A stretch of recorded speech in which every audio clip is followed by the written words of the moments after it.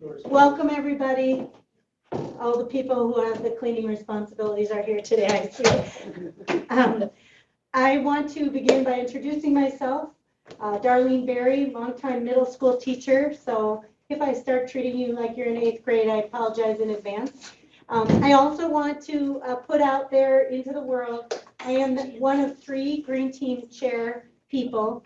And just because I'm on the green team doesn't mean every single thing in my life is green all the time. So if you see me coming out of Festival Foods with some plastic bags, it's not my fault. It's because they just put all my stuff in a plastic bag before I say, hey, wait a minute, no plastic bags for me. My husband will be the first one to tell you that when I don't do something green, he chastises me. He says, that's not very green, Darlene. So today we're here to talk a little bit about how we can try to reduce some of the chemicals in our day-to-day life. That's essentially what we're doing, and this is who we are. We are the Presbyterian Green Team. We are people who are concerned about living in a healthier environment. We are people who are looking for sustainable answers to chemical habits that we've formed over the years. And some people like to call us earth lovers, tree huggers, or befrienders. Whatever you want to call yourself, you're here because you have a little bit of maybe knowledge and maybe a little bit of passion about the world that you live in. And again, here's my 8th grade English teacher coming out. I was a teacher when learning targets were a big deal, so this slide remained. I didn't want to take it out. One of our learning targets is to improve the environment. We want to make the environment more hospitable to everybody who's in it. We want to improve our health. We're going to learn a little bit about chemicals and why they are in our environment the way they are. We want to maybe save a little money. Some of the products that you see on the table before you, some of them are a little more pricey than others, but they're all products or many of them are products we're familiar with. And then finally, we want to save time. You know, a lot of the chemical products that have come our way are there because it's faster, it's easier, it's better. And sometimes faster, easier, and better isn't always good for the environment. And so we'll talk about how we can make those adjustments. Why are we so concerned about this in the first place? After World War II ended in 1945, there was kind of a media blitz that sort of hit the country. A lot of things happened during the war. There were lots of developments across the planet or around the planet. Obviously, nuclear weapons being one of them, but World War II and World War I, that's when we started with the airplanes and chemical warfare, and a lot of those things, scientists and the corporations wanted to maybe use for us to make our lives better. They were trying to figure out ways, how can we use all of this knowledge and intelligence that we've gained in this wartime situation to live a better life. And so they started working in the schools, and science was a class that even the girls could take. We were going to do things that would help our hair be better, put the chemicals in your shampoo. We were going to clean a little more efficiently. We were going to benefit our families, benefit our mind, benefit our body. All of these chemicals that were coming into the world were there for a reason. Some of the advertising, I think, I get a big kick out of it because it says, it's cereal, it's dandy, or eat it like candy. And that's essentially what you were putting into your body when you were eating Sugar Crisp. The advertisers also started using words that a lot of us didn't even understand because we weren't scientists. So you would see phosphorine for extra vitality. You would see things like, well, this says sulfurol and it's going to help you clean better. And then the Wizard of Oz, I thought this was a very clever ad. You can see the chemist on the top, and Fomex, they were going to use these plastics and oils to create this new kind of material that we would be sitting on all the time in our chairs. And so we're going to have it all around us, these chemicals. And then finally, and I like this one too because she's so beautiful, isn't she? But she's putting irium all over herself, and who knows what irium is? I don't know, and I don't know if I'd want that on me. You know, in retrospect, I'd have to go look that up to find out what that is. The ads also bombarded us all the time with things that today we would be shocked. here you have the mom, and what is she doing? She's getting Coca-Cola to her Oh, my baby. How soon is too soon? Why, we have the youngest customers in the business. So give your kid that 7-Up, look at it, looks like he just came out of the spot bar downtown. And they're all so happy and beautiful, aren't they? So those ads had an impact on all of us.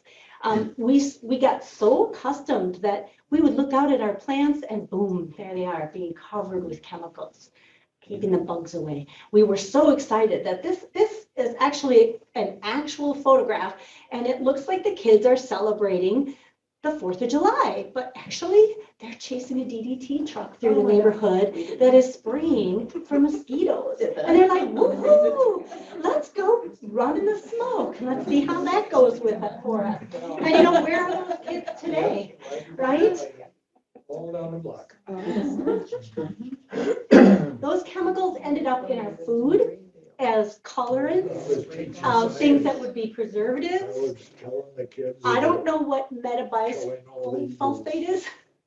I don't know what a lot of these things, I can't even pronounce them. Cyclamate, aspartame, sodium benzoate, erythrocene, cyclamate. I'm assuming those are colorants and preservatives and things that make them hold their shape, perhaps. I don't know. But they also showed up as GMOs, which some people feel like, well, if it's genetically modified, is that a good thing? Is that a bad thing? Is that really a chemical change? I'm not a scientist, and again, I told you I was a middle school teacher, so this is, to me, GMOs may have a benefit. I don't know enough about it to share that, but that's what's happening throughout this time. Now, in 1961, women were given an aspirin so that they could not have morning sickness during their pregnancies. And that seemed like a really good idea. Who wants to throw up for 9 months, right? But by 1962, they started making a connection with that chemical, thalidomide, and they ultimately banned it because this sweet little girl and all of her counterparts began showing up with birth defects, and they traced that back to the thalidomide. And now women aren't given that, and the effects of that particular chemical are no longer seen. Also during that time, Actually, thalidomide is back in use as a major treatment for multiple myeloma. oh, it is. It's actually But that's a cancer extremely treatment, effective yeah. in treating certain kinds of cancer. Right, but you wouldn't give that to a pregnant woman. No, we don't use it for morning sickness. Though. Right. But actually, it turned out to be an extremely useful drug. Right, and I think, I guess some of the chemicals that again, this is what I worried about, Nicole. I'm not here to say that all the chemicals that we use are bad or anything like that, but a lot of them, we don't always know the whole story. How long did it take them to realize that thalidomide could be used as a treatment for It was cancer? about the year 2000 is when. So you're looking at, 62 was when they banned it, and that's a good almost 40 years, 38 years. Plus my math, I didn't teach math. Also at the same time, they were noticing in the environment that there were fewer and fewer bald eagles, and until Rachel Carson wrote her book Silent Spring, they were just kind of like, what's going on with these eagles? She realized that the DDT that they were spraying for the mosquitoes was getting into the bugs. The eagles were eating the bugs were ending up in these eagles' bodies, and then they would lay their eggs, and the shells were getting thinner and thinner, and they were crushing their own infants. And so her book, Silent Spring, talked about the effects of these chemicals on just what we hear in our backyards and just what's happening with the birds.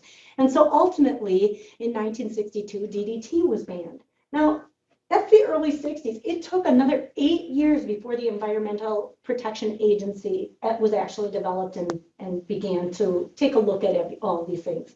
And again, it's not to say that all chemicals are bad, but it's just taking a look at them and seeing why are we using them and how are we using them and how are we marketing them, right? Because I would think marketing thalidomide as a cancer treatment seems rational.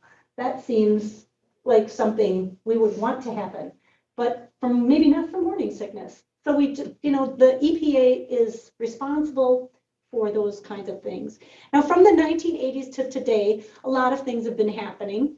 There were a lot more negative headlines about the effects of those chemicals, pesticides, Agent Orange, dioxins, bisphenol A in plastics, which I think in my head, that seems to be one of the most prevalent. If you look at my table, these are the samples I brought in, but look how much plastic is out there. And that still kind of sits at the back of my head all the time.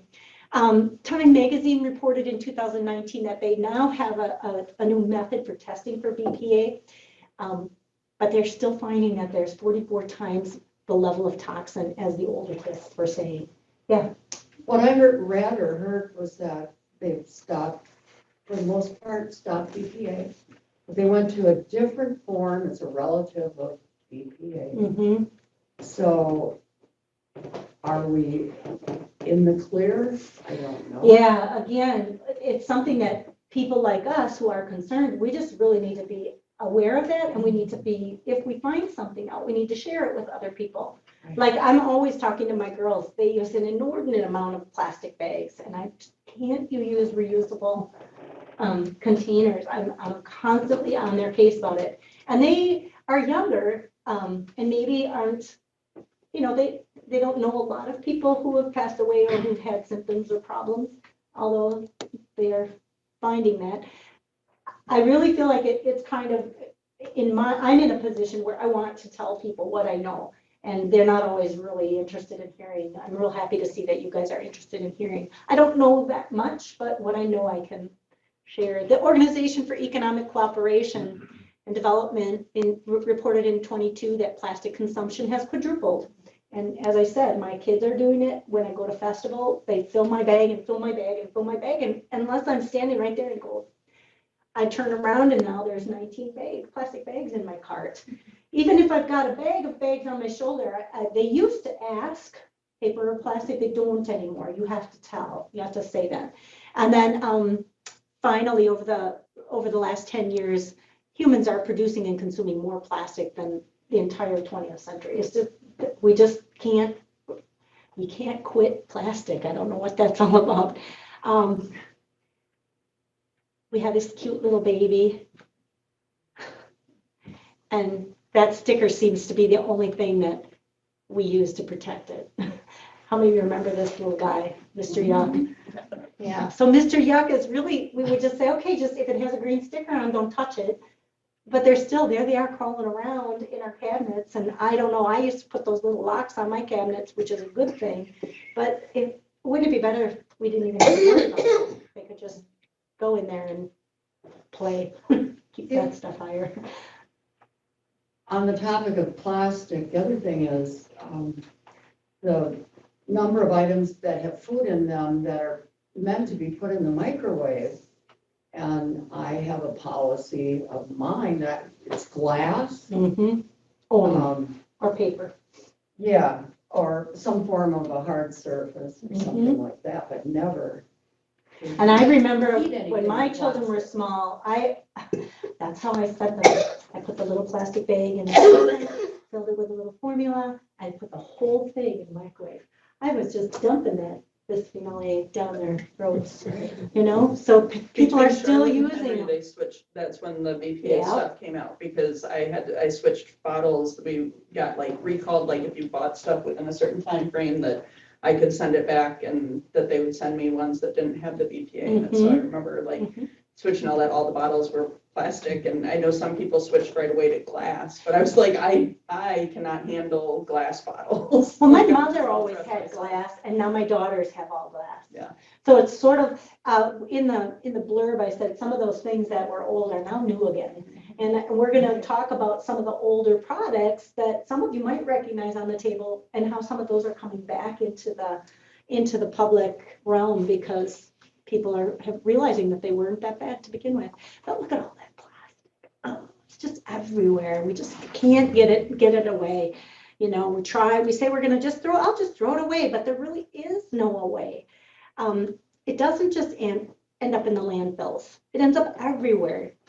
Average American's throwing away 185 pounds of it a year. It takes 20 to 500 years to decompose, depending on the light and the exposure.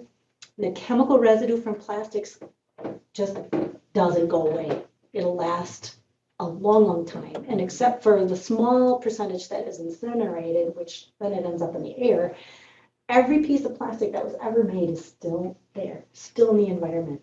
It breaks down into these little tiny microplastics.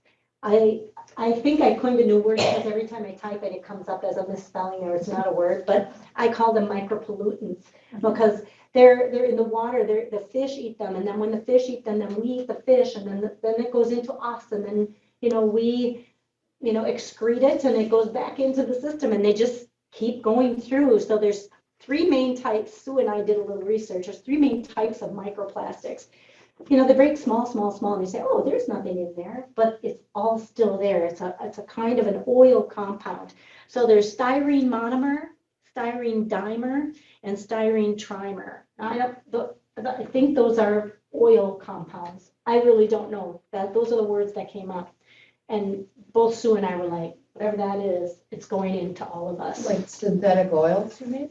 Well, the plastic, so like, you can see those bags, they'll break down and they'll get small, and all of a sudden they'll just be like little powdery things, but it's still plastic. The compound remains, the chemical that makes the plastic remains. And if I'm incorrect, please correct me, but that's my Even understanding. the car has synthetic oil now. It's not Mhm. the old petroleum type product. Well, Right. plastic is a petroleum product. Product, but exactly. They're calling it synthetic oil. So what is that about? So It's made from natural gas. Synthetic oil is, it's made from natural gas. for vehicles, for the oil, really? There's Germans different invented it, additives or different actually. things in it, but During World War II, Oh. by any chance? Yeah. See? Okay. Right. So they figured out a way to turn natural gas into synthetic oil. Yeah. Also, it doesn't just end up in the landfills. Sadly, we've seen it wrapped around our animals, choking out sea life and the plants.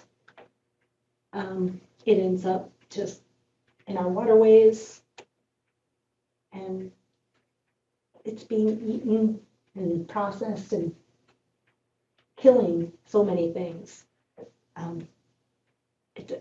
There's a movie called Trashed, if you ever have an opportunity to watch it. It's narrated by Jeremy Irons. I think we have a copy of it in the library. Yeah, we did. It's very, very good, but it gives you an idea of, just the scope of how much there is. It was too much. From the 1950s today, again, bear with me because I told people it felt like I was going to testify before Congress and they were going to beat me down because my facts might not be all in line. So if these don't seem in line to you, I'm happy to hear anything that you might know that's different. Uh-oh, something's happening there. It says share. That's where we have to be human, right? That's the word. Let's see if that works. There we go. So what we thought was just this wonderful delivery of wonderful things in the 1950s has really turned into something that we're not really happy That about. is disgusting. I know. I never saw that one. Yeah, the best things in life come in cellophane wrapped up in a little bit of death, And there's all kinds of connotations to that picture. It's just Right. horrible. Right. right? Yeah. That's a DuPont commercial though. That's a chemical company. And they, their job is to put themselves out in the best foot forward and, here you go, here's your little baby. Give them some Coca-Cola and let them crawl under the covers. It's safe in plastic. Yeah. So here are some things that we know. The studies by the Consumer Report Safety Commission show that 150 chemicals found in the average home are linked to allergies, asthma, cancer, birth defects, respiratory illnesses, and psychological abnormalities. And that number could possibly be higher now. Again, this slideshow, I resurrected it and I tried to update it as much as I could. The EPA also reported to Congress in the early 1980s that chemical fumes and residues found in our home make us 3 to 4 more times likely to develop cancer.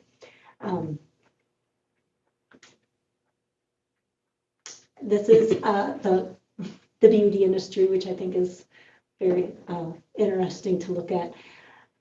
The average number of chemicals in shampoo is 15, eyeshadows 26, lipstick 33 chemicals, nail varnish 31 chemicals, fake tanning 22 chemicals. A lot of chemicals you're slathering on yourself. And a lot of them have not been assessed for their impact on human health or the environment. And I think that's what I would just rather avoid then. If you don't know, why should I put it on my body? Why should I use it? Don't we have a different standard than, like Europe? I mean, theirs is more stringent. I believe so, even with our EPA. The EPA is continually challenged by corporations. That's why voting matters. Do we want a stronger EPA or a weaker EPA? Do we want stronger regulations or fewer regulations? You know, those are all questions we as consumers who are bombarded with this advertising, we have to ask those things of ourselves, and we have to try to make the best decisions and choices that we can. Sometimes we choose with our pocketbook, right? What we buy. You don't need to feel bad, because I don't know that it's anybody's fault that this is happening, and that's why you're here. You want to find out more. I used to use this when I sold products, so I'm trying not to talk about my product, but you can retrain yourself. If there's something that you want to try differently, I have put in my car all of my plastic coffee cups, so whenever I go somewhere, if I'm wanting coffee, I have a clean one, and then I bring it in the house, and I kind of have this rotating cup thing so that I'm not using plastic cups from various places anymore. So you can retrain yourself if you want to. 21 times they say we'll make it a routine, but I suppose that's different for everyone. Uh-oh, what happened there? Something happened. How do I go back? Try the back button. They're up high. I think I am screen sharing.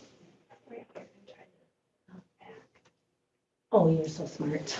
Once I get through the next few slides, I have about 3 or 4 more slides, then I want to kind of turn it over to everyone here and let you talk. I want to share tips. I have a few things that I have to hand out.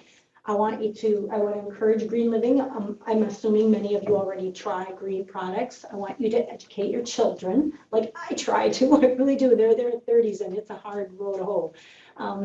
Get cost savings. If you know of something that's cheaper than what I have out here or better cost savings, let us know. Try to get your home to be known as a green home, and let's get the FPC members branded as green. I mean, I think we're trying, and we seem to be doing a pretty good job. I'd like to get everybody on this boat. There's cleaning and then there's green cleaning. So there's a definition of cleaning from Webster, which means to get rid of dirt, impurities, and extraneous matter. Green cleaning is the choices that you make on how to do that, minimizing the trade-off for efficacy of the product. As the technology changes, so too will the products change.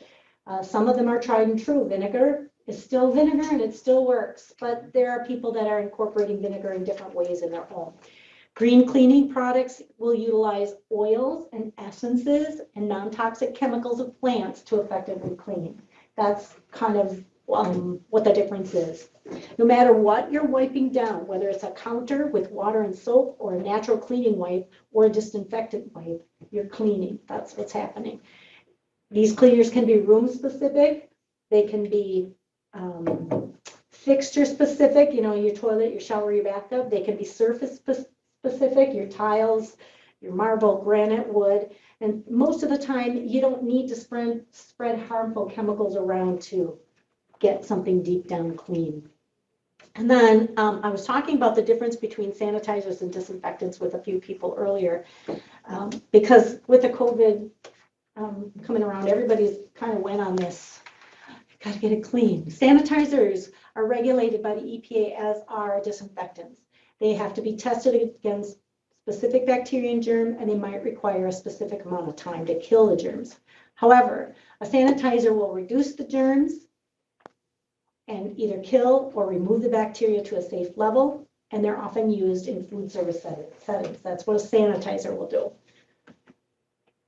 The disinfectants also are regulated, also have to be tested.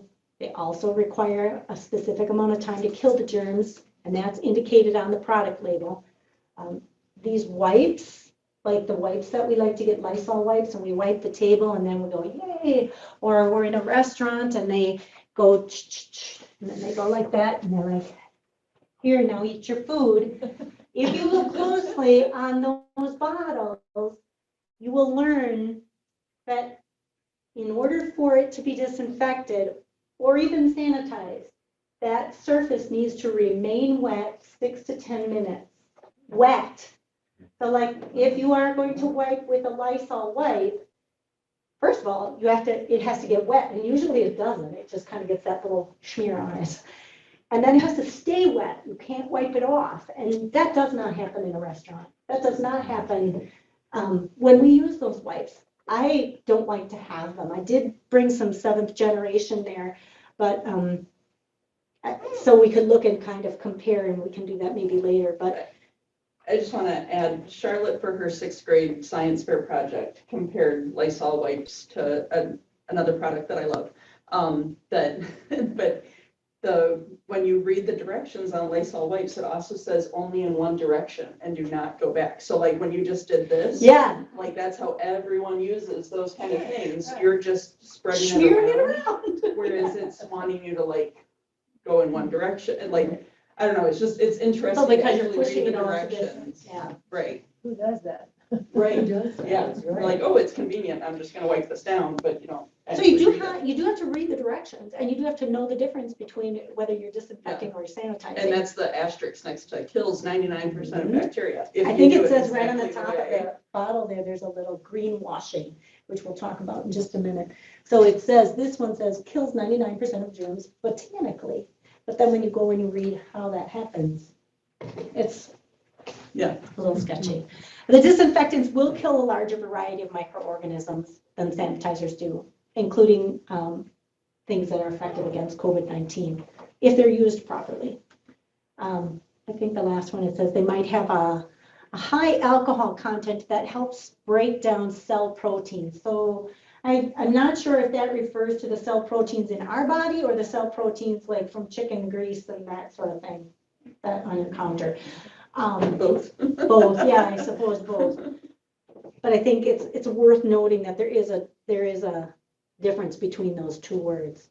I also had a little moment last night where they were like, what does natural mean? I was like, really? I have to go back to natural. It's not a regulated term. So if you see natural on something, that doesn't necessarily mean that it contains only natural ingredients. Natural is not a regulated term. It means that a company can add rosemary to a toxic stew of chemicals and say that it contains natural ingredients. They're not Most of lying. the time, the word natural has an asterisk too. Right. And it'll say, speaking only to this particular product within Mhm. the And- mix. And that's why reading the label is so important. They do suggest that you look for certain words. So learning to read the label is very important. I wrote this down because I didn't want to forget to say it. Not all types of natural ingredients are non-toxic. Just because it's derived from plants or otherwise found in nature doesn't mean that it's not harmful to humans. Arsenic, botulism toxin, and urushiol, which is the active ingredient in poison ivy, they're all natural substances, but you sure don't want them in your body lotion, right? And then when you are looking for a natural cleaning product, these are some words that you'll want to look for: non-toxic, cruelty-free, biodegradable, and so on. The words we're familiar with.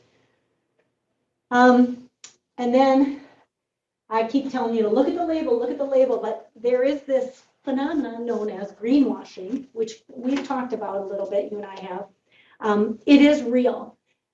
There are certain things you can look for: unscented, free of, non-toxic, biodegradable. And although those terms are also unregulated, they are more specific, and so the consumer protection laws will be applied a little more stringently. The Federal Trade Commission has green guides that help brands and their marketers understand how they can qualify their claims. Another thing to do is to look for third-party certifications, and I have a list of these for you. I'm going to hand this out if you didn't already get that. third-party product certifications can help you avoid a little bit of greenwashing. You can look for these labels.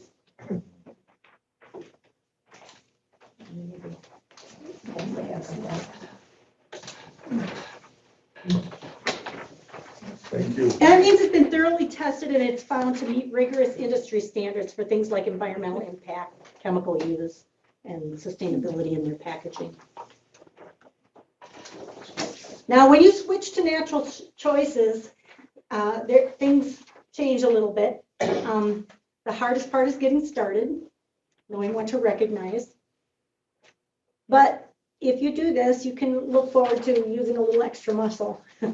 You might feel like a natural cleaner isn't going to clean as well as other cleaners do. It might not perform quite the way you wanted it to. Sometimes you have to scour a little harder. You have to scrub a little longer, and you'll get the results you're after. But if you think about it, the energy you expend in elbow grease, you make up for in clean air, in a clean environment, and maybe you even get a little more muscle. You'll get a satisfied feeling if you try these natural options. The green brands will tend to give a portion of their profits to organizations and initiatives that educate, advocate, and support for clean environments. Certified B corporations are things you can look for. These are companies that balance their profit with a purpose, using their power, their platform, their pocketbook as a global force for good. What did you call it? Certified? Certified B corporations. The letter B or? The letter B. No, the letter B. Good question. Certified B corporations. And then most of, yes. I have a question. I see you got 6 or 7 products up there that has green on it. Mhm. Is that a product that, But this is a good question. These are ones that over the years I've used, and I'm not gonna advocate for anything today. I'm just going to, that's where I wanted to hear from all of you. I know what I like to use and what makes me feel comfortable. In fact, this is my basic H. This is from Stanley. Visitalins used to sell this, and this is the last bottle I bought from her. You can see I only have it very concentrated. And it says right on here, it's a house, it's non-polluting, non-flammable, concentrated, what did it say back here? Organic cleaner, highly concentrated, versatile, safe, recommended dilutions, any type of material. No phosphates or nitrates that harm the environment. Surfactants or cleaning agents are biodegradable, break down naturally, and help eliminate suds or foaming problems in the lakes and streams. Dave, are you That's a noting the shack. fact that it's green, like the Oh, color the green, bottom. to Right, make the you color think that green. it's green? Yeah, if good I point. went to the store and I'm looking for something, there's. Yeah, and then there's green this leaf, and then it's a and there's a word. Marketing. On the lid. on it. Oh, Marketing. yeah, okay. And that's So, Shack Lady, not, Whatever. you said Stanley. Yeah. oh, the yellow one is Stanley, the blue one is Shackley. This is one that Paul Harvey forever promoted. It's called Simple Green. It's an all-purpose cleaner. I use this one outside. I use this on my grill and my shovels and things that I want to clean outside. But this one has a lot of those kind of remarks as well. You can use it in the laundry. You can use it to get rid of stains. Biodegradable, safe alternative to toxic cleaners, solvents, and bleaches. Removes grease, oil, carbon, dirt, blah, blah, blah, blah, blah, blah, blah. Precautions. Not dispose of grease and rinse safe. Yeah, read the label. Yeah, there's a lot on there. There's a lot on Simple Green, but these 3 in particular are things that like my mom and dad, and Borax is another one, so is the Arm & Hammer. Some of those are things that have just been around for a long, long time, and people have really used them. Like baking soda. Yeah, right? Yeah. Last thing I want to say is sustainable packaging. Most authentic, natural, or eco-friendly cleaners come in packaging that is sustainably sourced and biodegradable, compostable, or recyclable. Concentrated formulas usually come in smaller containers, and some companies sell refills that fill your original container 2 or 3 times, and that reduces the waste also. Now, I put a few things out here. Starting at the front, this is kind of laundry stuff and cleaning. We were talking about instead of using the laundry sheets, you want to consider using a roll dryer ball. You can get these, I sell them, but you can get them Target, TJ Maxx, what was Yeah, it? everywhere. Everywhere, you Yeah. can everywhere. Question, Darlene? Yes, What's the difference between a cleaning vinegar and just a big gallon of regular I white think it's- vinegar? I think it's a percentage, well, and then I think it's a percentage of some active ingredient like. Food sourcing is also another one. Just Yeah, the- there's, The processing of the material has to meet an FDA requirement to be a food sourced vinegar, whereas a cleaning vinegar can be processed less expensively in a non-FDA environment. there you go. I mean, just- That's why Gil is my man here Just today. plain white vinegar by the Yeah. gallon. Every bit is good, and I only brought that because it's smaller. Don't substitute. I only brought that because it was so small. So you can use cooking vinegar for cleaning, but don't use cleaning vinegar. There you go, there you go. Sue makes her own laundry detergent out of borax, washing soda, Bell's naphtha soap. And we looked up borax to find out what was in there, and I think we found out it's called sodium carbonate. Is that what was in the borax? Sodium carbonate? But they were. Essentially forms of salt. Right. Yeah. I use borax for getting rid of creeping Charlie and mix it with water. Does it work? Oh, yeah. Okay, so that will go on our weed killer. Wait. There's a way. You can't use it very often, you could end up killing everything. If you- Yeah. There is a You tipping do it point first time, right? in using it at a formula, and I don't have it memorized. And you found it out the hard way. This is, Really, but we did get rid of the creeping Charlie. this is a laundry sheet. Not all of it, but. you So still this can is, have most of it. You throw this in your machine, this is laundry detergent right here. Yeah, I was gonna ask you, have you tried it? I have, and they're very nice. Did you? Okay. Yeah, every bit as good as any other. And you don't have a big jug of plastic to do that? Nope, and they don't smell. I don't like any smell on my laundry. I don't want to smell like a dryer sheet when I'm walking around town. I don't like you. This is a natural ingredient. This is orange oil. Bouillon is just really the oil from the orange peel. Something you can make on your own. Hydrogen peroxide is another good thing to mix with recipes. As I mentioned, there are some companies that we already know that are working on this. BioClean, Arm & Hammer, Old English, if you've ever used Old English wood cleaners, those are relatively vetted. Simple Green, Young Living has a lot of cleaners, thieves oil. Sorry about that. Should have maybe answered that earlier. I am not so convinced with Method and Seventh Generation. These are the two that you can get in the grocery store. They're not bad. They use enzymes to clean, but they do have a lot, their packaging leaves a lot to be desired. So that's what my concern is with these two companies. Yeah, I'm finding, my husband's allergic, terribly allergic to sodium lauryl sulfate. So we look at the labels really well. I'm finding more and more are not putting on the products what's in them. You have to go to their website. oh, really? Yeah, it'll say surfactants. Well, his only sodium lauryl sulfate is one surfactant, or it will say, other things. But it just gives the generic term. It doesn't say specifically what it is. So you have to go online to look at the labels more and more. If it says biodegradable, what is that telling you? I mean, Well, the one thing I did want to mention is you don't necessarily need cleaning products if you have good tools.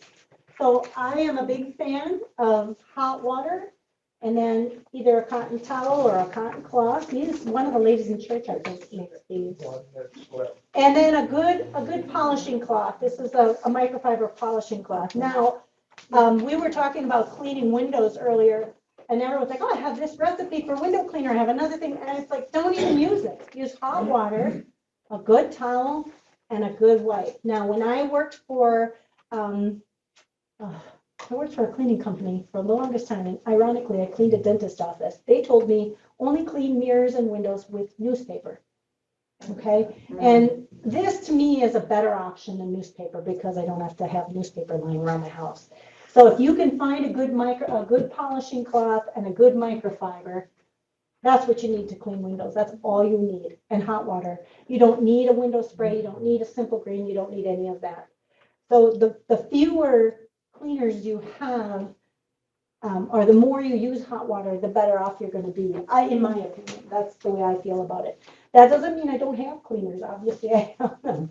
But I've had the grease, that's I've had for at least 10 years. I've had this for at least 15 or 20 years. I know I moved that in when Bill and I got married. So I still use it occasionally when I come across something really tough, but not very often.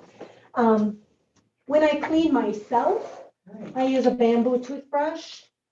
I was teasing that when I was a little girl, we only used bar soap, and being 6 out of 7, I was the one who always ended up with the little kind of piece that was left on top, and I had to kind of scrape it off. And somebody is making big bucks off of that because they're selling it in little boxes now as bottle-free soap. So this is a face liquid. And when I got it, I was like, oh, so you just peel this little piece off and you get it wet and wash your face instead of pumping it out of a big plastic bottle. And It's covered in plastic?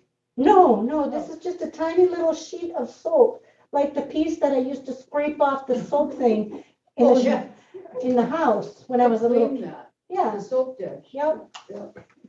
Well, with 7 kids, we had to use it until it was gone. That's my dad said, use it till it's gone. A friend of mine makes her own soap, so that's very, very nice. And, okay, I think so. I think she uses just the typical recipe. This I got from the Presbyterian rummage sale, and I store my Q-tips that are not plastic in there. So you can go to a rummage sale and get some fancy little thing to store yours in. These are Bite toothpaste buds. So it's just a little tiny bud. Put that in your mouth and chew on it. I usually do it in the shower, chew on it, and then I take the bamboo toothbrush and I brush my teeth, spit it down. So if anybody wants to take 1 or 2 of these home and give it a try, feel free to do that. That's called BITE, Bite. Where do you get those? I get them online, and they come in a paper bag. They come in a paper, there's no Uptown plastic. Coffee sells some too. Oh, that's right, they do. I got some there, yeah.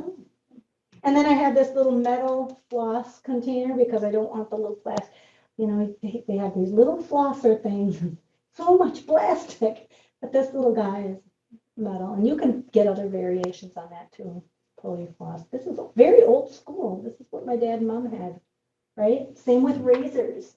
You just get a razor that's metal and change out the blades rather than plastic toss. There's no need for that. This is a microfiber face cloth. This is a microfiber scrubber. You probably have used loofahs. I kind of want to open up the rest of this 10 minutes maybe to what you might do. What do you do with your laundry? How do you get stains out? You were telling me with yours, I have a bar of Bell's naphtha soap that my mother-in-law told me about. And I can't tell you how many I've bought over the years, but it's just a bar of soap. And I just, take some water with it and gets out blood and grass stains and mud because I raised a little boy. And, but anyway, I actually take a little piece of it with me when I travel. Club soda is another good cleaner. What do you use, Janet? Nicole, you were talking some time ago about recycling, like tubes of toothpaste and stuff coming in. Did that ever happen? No, we talked about it right before COVID, and I personally have a bag of all this stuff that I was like, well, if we resurrect this, it's good to go. But yeah, that can be recycled through TerraCycle. You also had a recipe for laundry soap, and I don't think I put it in here anywhere. I'm sorry. I If did, anybody wants it, just come and see me. yeah. It's pretty simple. And then when you're cleaning, just cleaning around your house, again, vinegar, soda, enzyme. I have some enzyme products that I use, but I'm not a fan of the plastic that they come in, so I've kind of scaled back on my purchasing of these items. I just kind of want to use them up and be done with it. There is a handout that I gave you that talks about how you can move from chemicals not chemical. So it's how to switch.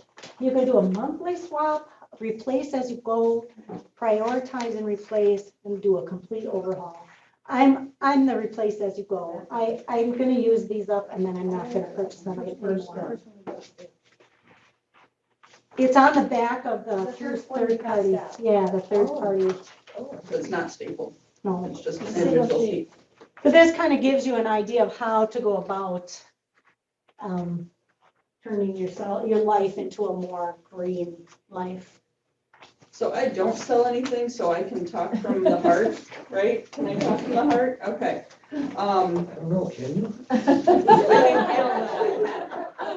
So after I moved here, I was introduced to a company called Norwex, and I had little teeny tiny children, and I always, that picture of the kid, like, I didn't like all these cleaners. I didn't like the idea of, I was raised with, well, it doesn't smell clean, like you can tell when somebody's cleaning, you walk into the house and it's just, and now when I go to my mom's, I'm like, And it hurts your eyes. and like the fabric softener and just everything, it's like, I'm not used to it.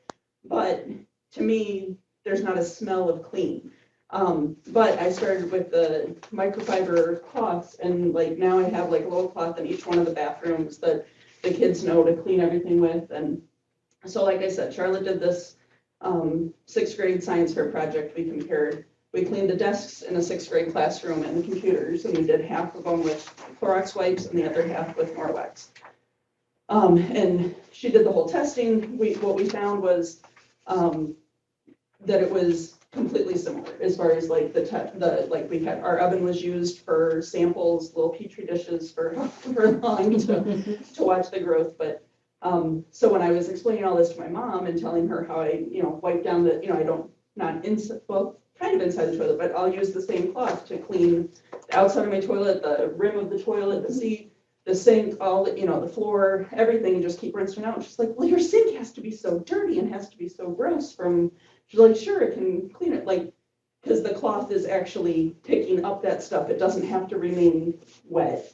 But so when she pointed out to me of, well, isn't your sink disgusting then? I'm like, well, I clean the sink, afterward, whatever. She's like, that's gross. Well, I still had petri dishes left over. So I swabbed the sink before I rinsed out the toilet cloth and then after, and there was no change in the amount of bacteria there. Now, the idea with these cloths is that there's silver in there that kills the bacteria, like it holds it, and then it kills the bacteria as the cloth dries over the 24 hours. So eventually that bacteria that's on the cloth apparently dies. I didn't have any more petri dishes left over to test the cloth because that would have been my next step of curiosity. But I found it very interesting to go, look, it's not disgusting. Well, I have the demo sticks. So if you're really interested, I can give you a couple of those demo sticks and you can test the cloth. Okay. Where you swab it before, you swab it during, you swab it after, and then crack it, and then it tells you how much. Okay, interesting. So I'm also biased in thought, but I still believe that the hot water, any microfiber, and any polishing cloth should do the job. Where do you get microfiber? You can get microfiber at Fleet Farm and Target, and I've seen them at the new TJ Maxx, Walmart. Yeah, anyway. I like my Oh, microfibers because they have the silver in. I never. And I paid was for 'em. told that, I thought I watched Fluffers a lot. please, if this is an old wives' tale, correct me, but I was told that's why kings and queens ate off the silver plates because their silver is a natural, it kills bacteria naturally. That could be, no. Just a question, there's this idea that kids need to be exposed to a certain amount of dirt. If everything is overly sanitized, they have no ability to resist anything. So Larry, can you comment on that? Well, there's some data to show that, for example, Hodgkin lymphoma is more common in families that don't have any pets. Pets provide a certain amount of disorder and dirt. And so there's some data, there is some data, it's mostly epidemiologic data, suggesting that a certain amount of dirt and disorder is actually beneficial. And we forget that only a very, very tiny fraction of microorganisms are pathogenic. I mean, the vast majority of all those things that you are culturing off your countertops are no harm to you at all. Mhm. I mean, there is salmonella, of course, that could be a problem, but I mean, we're surrounded by microorganisms and only a very, very small number of them are Exactly. potentially harmful. But then why, I think the point of this is, if you can get rid of that with water, why do we need to throw a chemical on there? Why even do that? It just seems. Because the company that makes the chemical doesn't sell water. Right, exactly. It's all advertising. That was my first slide. My first slide said the advertising blitz began. Yeah. Excuse me, maybe I missed it, but was any talk about bleach? I'm a user of bleach. I use it, but bleach is a chemical, yeah? I mean, It's not a naturally. old-fashioned one. yeah, it's an old Old one. cleaning thing. And I think we know the effects of bleach. People know that they're not supposed to, ingest it. And it doesn't taste Well, good. not everybody. Not everybody. It's not something you put on your crackers. It's not a chemical. It's a chemical that we regulated and we know how to use a little more. I know the smell in the room, you Yeah. bleach. Isn't Mr. Someplace. Clean bleach? Mr. Clean, Mr. Clean this place? I've I never think used those Mr. Clean. sponges, the like. Oh, yeah, those things. Oh, those things? Yeah, like, I could be wrong, but I think there's something to, that's one of the, that's why it's like, oh, it's clean and everything. Well, yeah, it's a different, but I could be wrong on that, but I know it's not like, I don't know. And I Like think, you said, it's not listed on the label of what makes this. but what I think what, to Larry's point, I don't know that we're trying to make our world, antiseptic, like where there's nothing there. But we don't need to use chemicals as much as we do. Right. We don't have to have a window cleaner when water will work. We don't have to have all of this stuff in our hair so that we get the big Prel commercial and gonna wash that suds, right out of our hair. We don't need all that stuff. That's just a filler. That's an unnecessary chemical addition to a product that some company, as Jan points out, is trying to make money off. If you look at the laundry detergents, for example, you've got this bottle, this Tide bottle.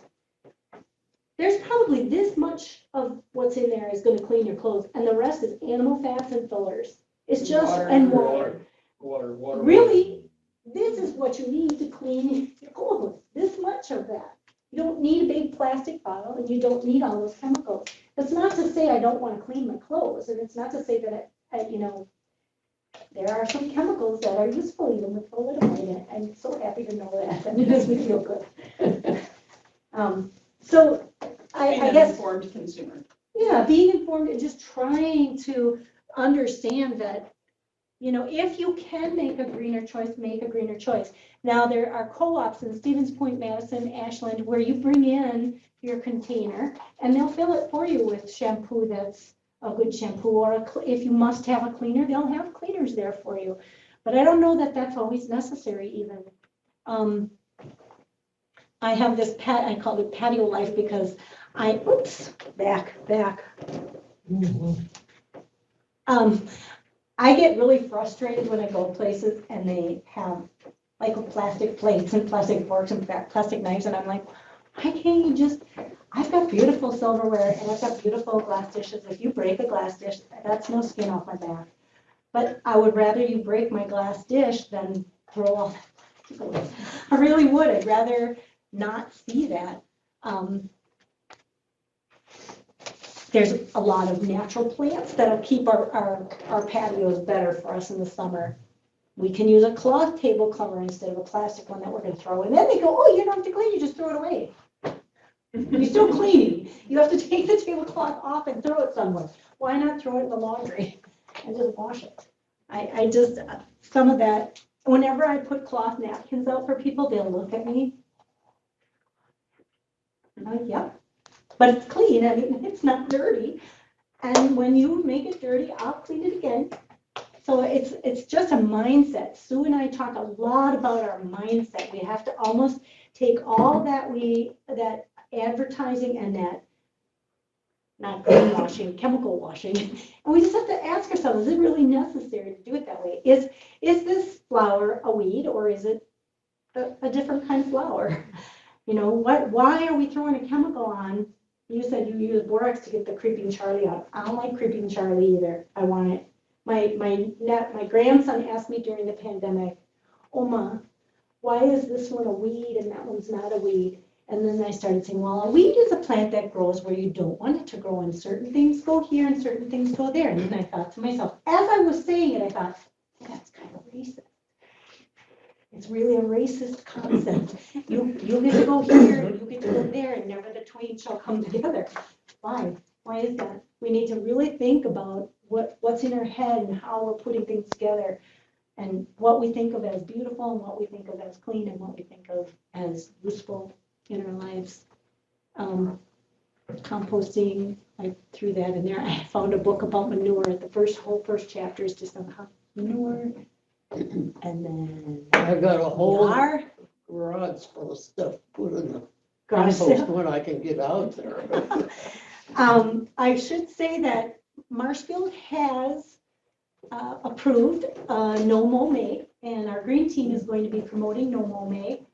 So please keep your eyes out for that. And there are natural weed killers. It is 12. I know, Yeah. I'm So seeing I'm that. saying if people leave, it's not because It's they're okay. not interested. There's also the big ticket items. If you really want to go in another direction, use a bike instead of a car.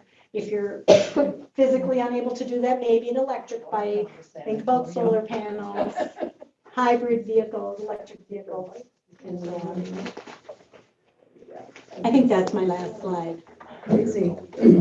Yep, that's it. I just heard something that they might, people that don't install solar panels at home might be able to like Invest. like, yeah, in someplace else. So like in the community, thanks, Jan. Like in the community solar panels, that'd be kind of cool. I really hope we can get an electric charger here on property at some point down the road. Oh, yes. Thank you. Yeah. Thanks for coming online. Whoever is there. It looks like Jerry, Lori, and Lori. Thanks for the handouts. Those are great. It's so Yes, good. thank you for the handout. Nice. I can't remember everything that was said. Well, I was thinking I'd be taking, for me, I'd be taking notes, and I was like. I what would wanna was, take? I will look it up later too. Thank you so much, Carmen. You've been such a big help. No problem. Now, I don't know how to shut this all down. So that's. I bet Pastor Lori will. I'm getting hungry. Oh, thank you, Sue, for your moral support. I didn't even have to. I talked way more than I wanted to. I don't like that. Yeah, kind of like that. Are there I any know a other guy who'll things straighten left? out later. All right. I put, Anyway, when we're back. all right,